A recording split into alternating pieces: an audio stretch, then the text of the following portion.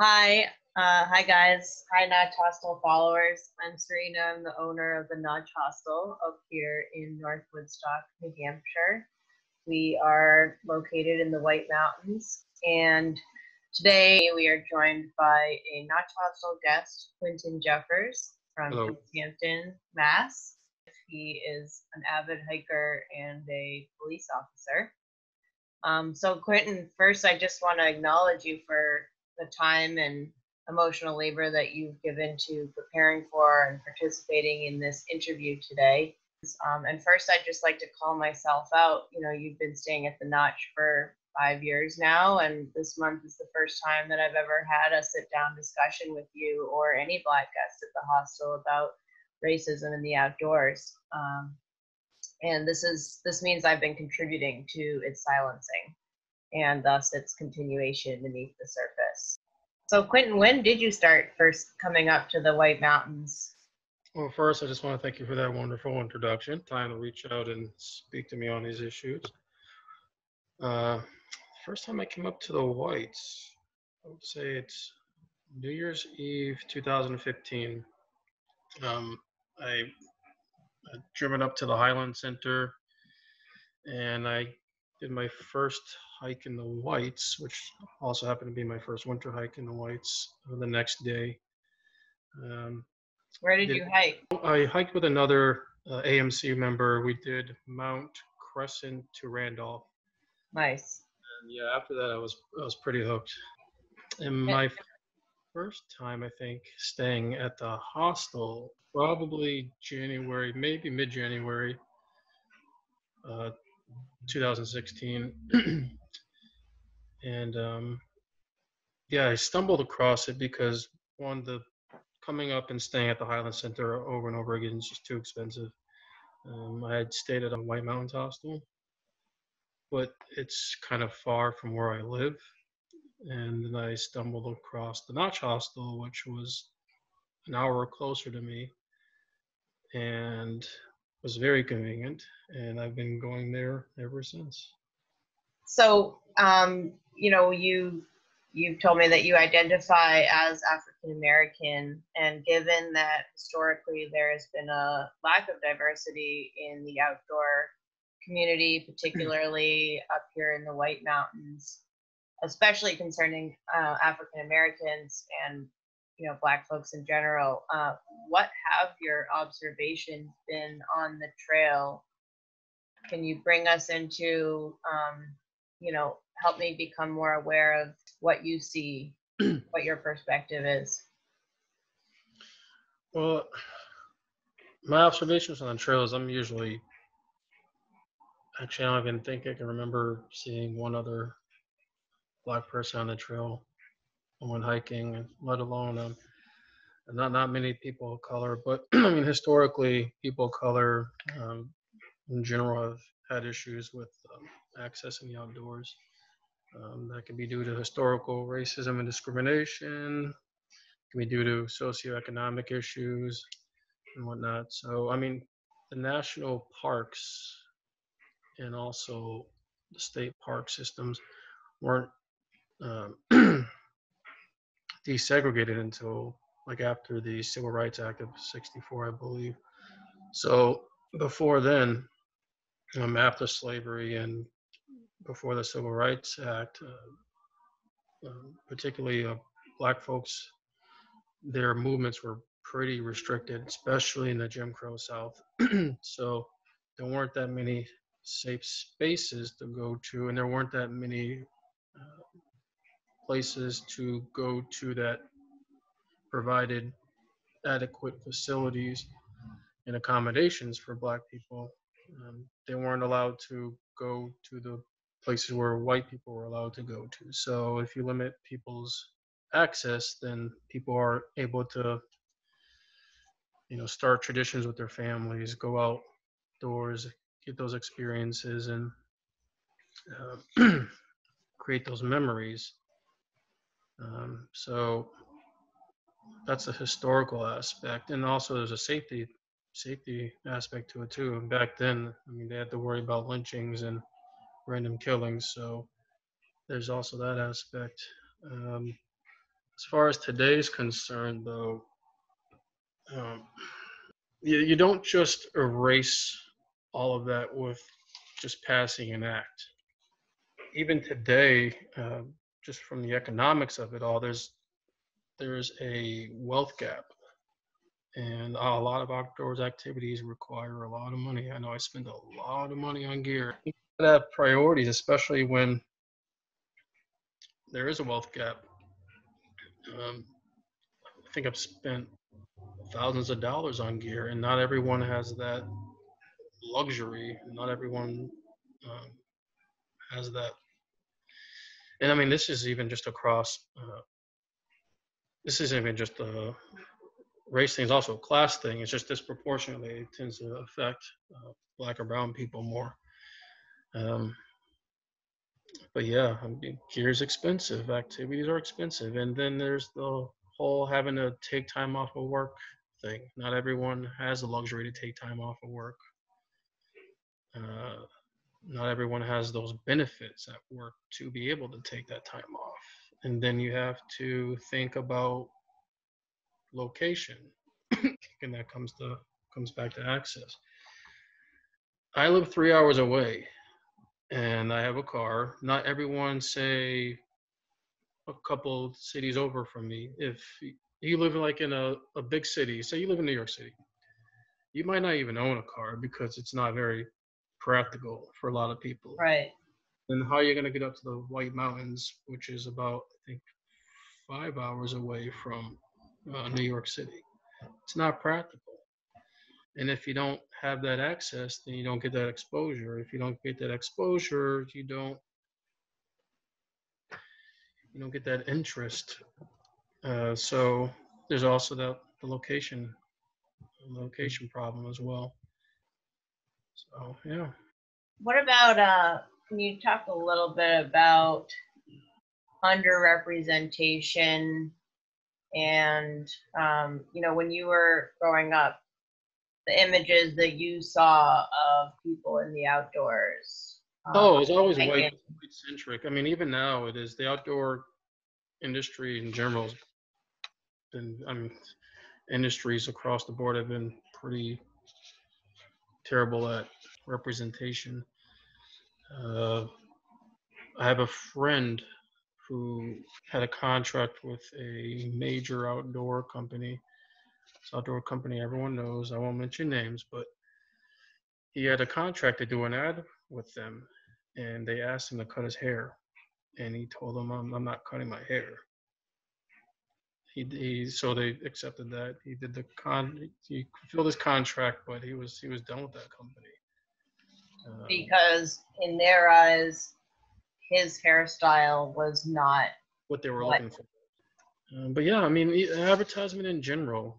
I mean, you see more inclusion, but not nearly enough.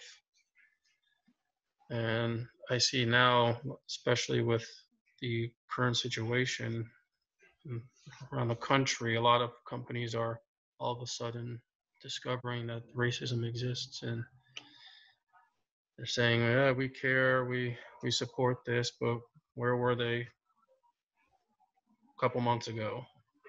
It's kind of becoming a trendy thing for a lot of companies, so it's also something you kind of got to watch out for. Are you concerned about this trend ending? Yeah. Well, yeah, it's a trend for a lot of people. They'll post a black square and say Black Lives Matter, but it's the movement's going to continue, whether people who are just in it for the moment care or not. It's more than just an Instagram moment or a Facebook moment. It's something that we've been fighting for hundreds of years now. So, and it's more than just, I mean, it's more than just posting a black square and showing up at a protest and sending a donation. Those are things that can be done all in one day. And then that could be the end of the conversation for me. What other actions would you like to see white people in particular taking as in particular with regard to diversifying the White Mountains and the Notch Hostel? Oh, that's a good question. I don't know. I think that goes back to just again, it's access. I think there's going to have to be programs and outreach within that community to bring uh, other people who may not have access otherwise to that community or may not even know that the White Mountains exist. So that's going to be an active, it's going to have to be an ongoing effort that involves the businesses around there, including the hostel. I know you've been talking about that, so that's great. That's big.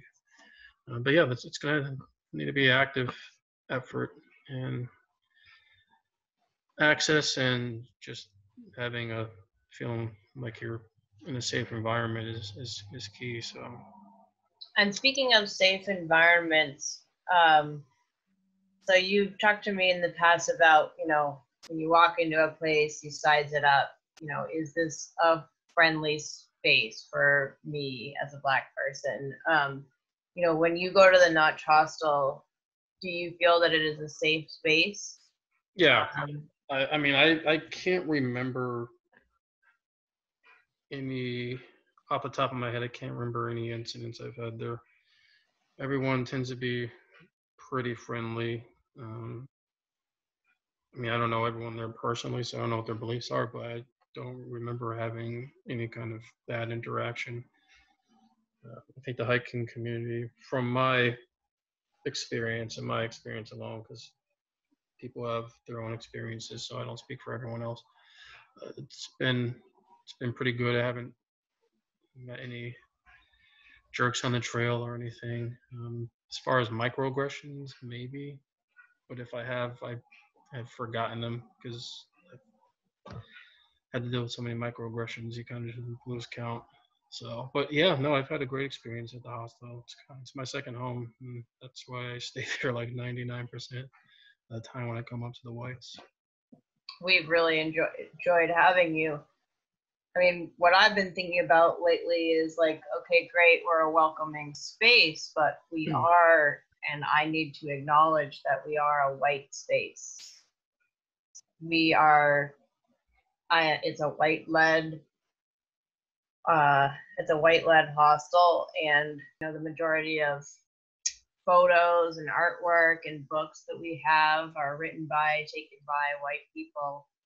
And that's something that I've been examining lately and thinking about how, it's not like I've intentionally excluded people of color, but it's this unintentional exclusion that I'm really looking into now and thinking about how the Notch can become truly a safe space for Black people, for brown people, in addition. And it goes beyond just putting a Black Lives Matter flag up. One person I spoke to made a point that, like, she at a hostel, she can't control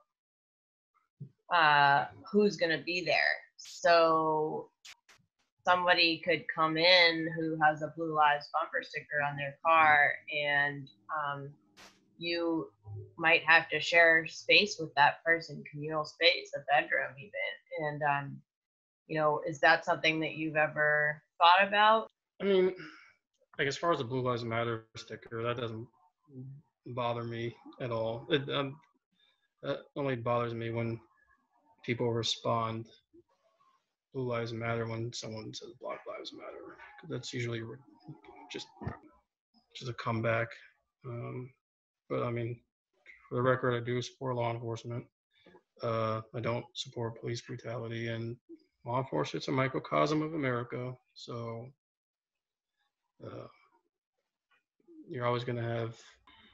How do I word this? Systemic racism exists in all parts of society, healthcare, law enforcement, you name it. So it's more than just a few bad apples. It's an issue, to an American issue, plain and simple. But Yeah, no, I never really.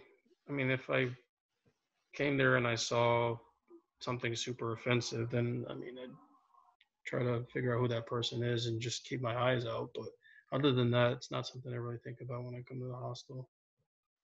I think we did have one through hiker that was Oh, particularly outspoken. Did you talk to him while you were there? I did, oh, like briefly, but I didn't have any kind of idea of his personal views. So, Well, and that's another. It's a good example. Like one argument that is often made by white people about why they are not racist is, well, I have friends that are black. I talk to people of color. I'm polite. And it's a good example of, this through hiker could say that, but when you go onto his Facebook page and you see like pictures of the Confederate flag and some pretty strong statements, racist statements, that is proof that it's not enough to just simply have oh yeah, no, no. people of color in your life.